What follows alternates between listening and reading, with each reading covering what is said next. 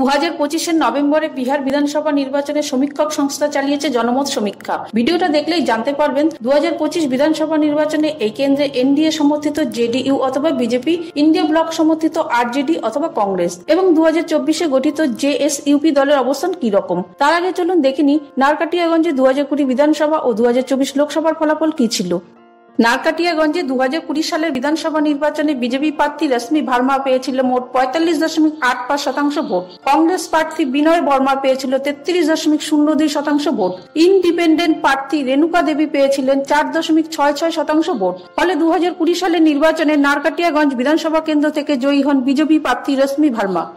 2024 সালের লোকসভা নির্বাচনে নারকাটিয়াগঞ্জ বিধানসভা কেন্দ্রে জেডিইউ প্রার্থী সুনীল কুমার পায় মোট 76,198টি ভোট। আরজেডি প্রার্থী দীপক যাদব পায় 69,163টি ভোট। অন্যদিকে বিএসপি প্রার্থী দুর্গেশ সিং চৌহান পায় 2009টি ভোট। ফলে বলা যায় নারকাটিয়াগঞ্জ 2024 লোকসভা নির্বাচনের জেডিইউ প্রার্থী সুনীল কুমার সামান্য ব্যবধানে এগিয়ে রয়েছে।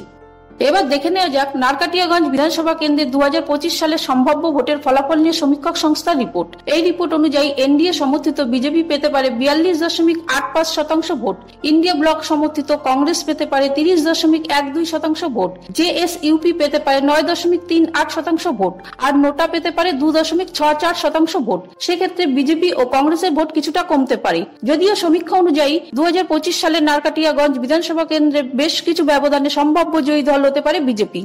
সবশেষে বলা যায় সমীক্ষাটি নারকাটিয়াগঞ্জের কিছু সংখ্যক মানুষের মতামতের উপর ভিত্তি করে তৈরি হয়েছে, তাই এর ফলাফল বাস্তবে মিলতেও পারে আবার নাও মিলতে পারে। ফলে আমাদের ফলাফল পর্যন্ত অপেক্ষা করতেই হবে। তবে জানিয়ে রাখি এই রিপোর্ট সম্পূর্ণভাবে ডিবির থেকে পাওয়া।